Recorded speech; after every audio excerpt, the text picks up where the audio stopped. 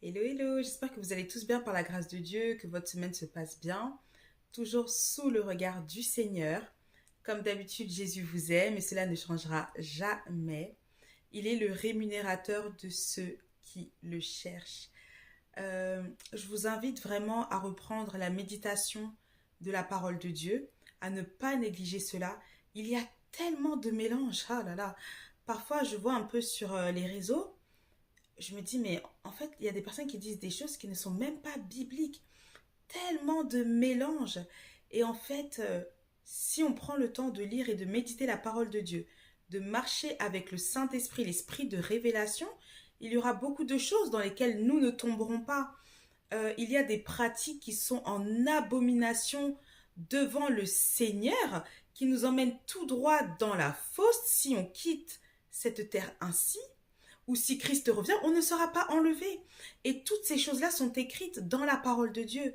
Nous devons marcher avec le Saint-Esprit. Nous devons marcher avec lui. Il vit en nous, mais il parle. Vous savez, c'est une personne. Et aujourd'hui, j'avais eu à cœur de, comment dire, de parler en fait du processus.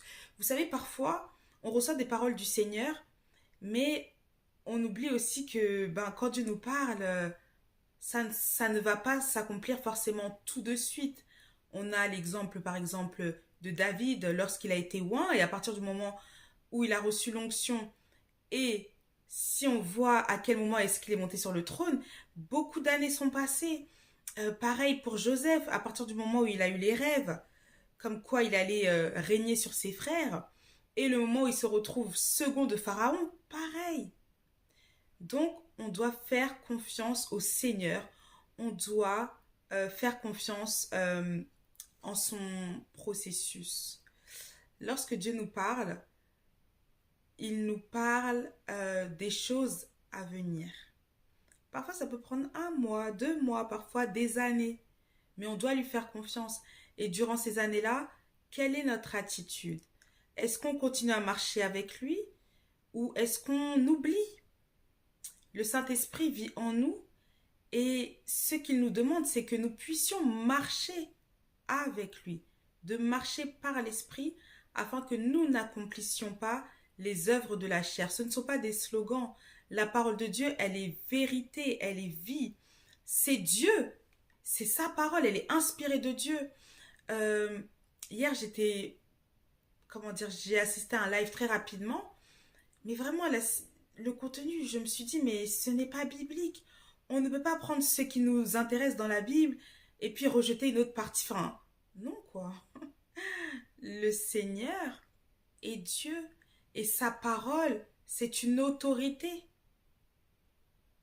C'est une autorité. Et il y a des lives dans lesquels, en tant qu'enfant de Dieu, remplis du Saint-Esprit, nous ne pouvons pas euh, y participer. Vous voyez, dès qu'elle a commencé à parler, en fait, elle rejetait le fait que la femme devait être soumise à l'homme, à son mari. Bon, à un moment donné, ça aussi c'est...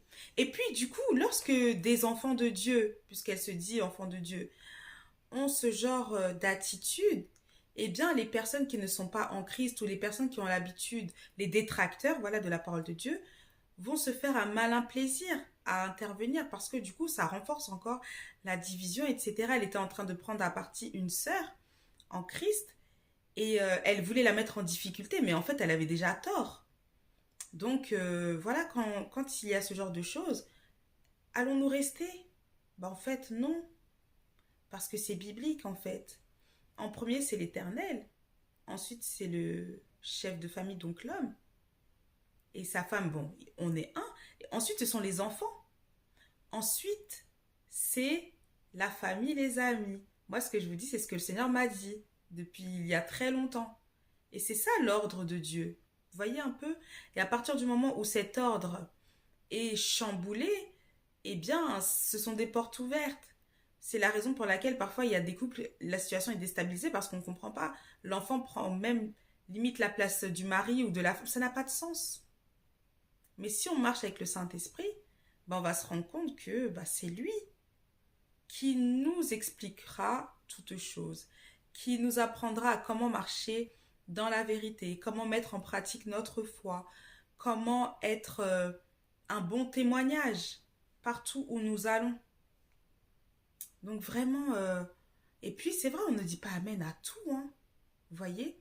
Moi, il y a des personnes, par exemple, alors pas que je suis, mais voilà, quand il y a des vidéos, que ça me fait rire un peu, je les repartage et tout.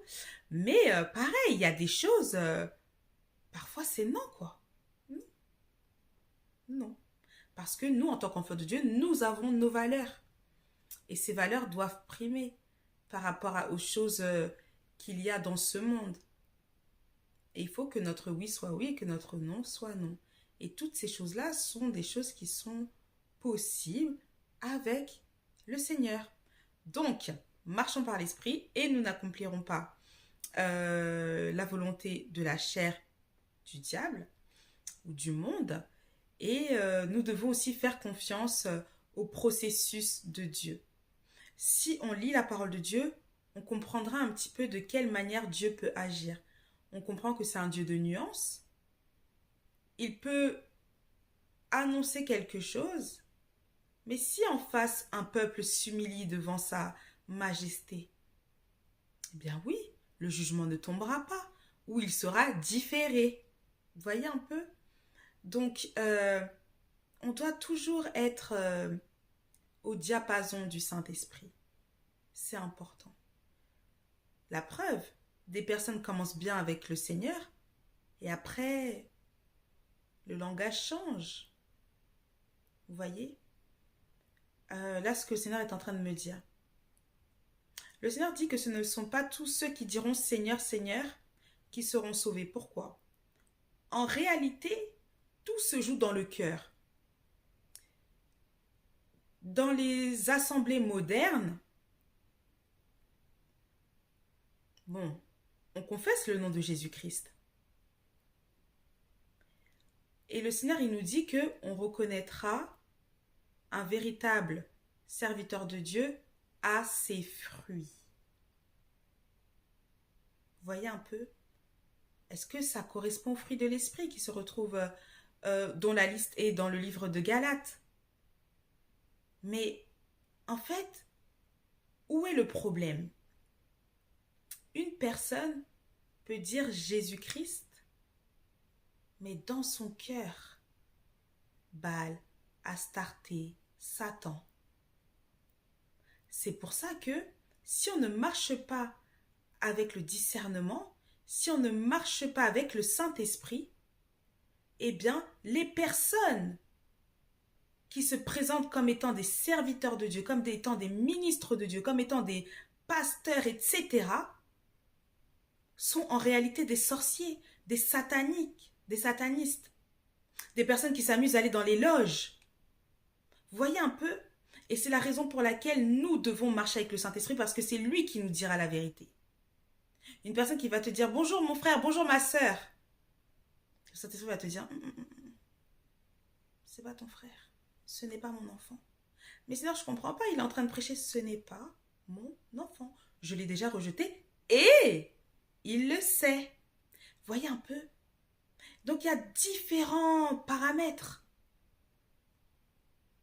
Et beaucoup pensent qu'ils ne sont pas sous le jugement de Dieu. Beaucoup pensent que, comme le jugement de Dieu tarde à venir, ils vont s'en sortir. Ils ne s'en sortiront jamais. Jamais, jamais, jamais.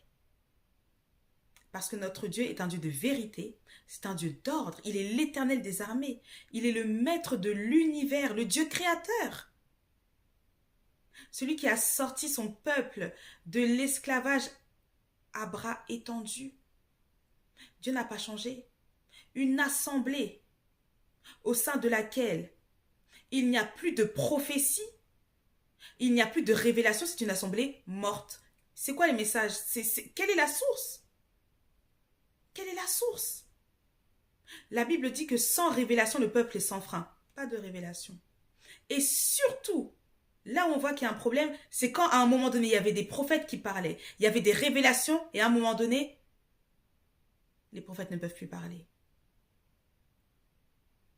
Je vous dis à tout de suite parce qu'on va atteindre les 10 minutes. À tout de suite, bye!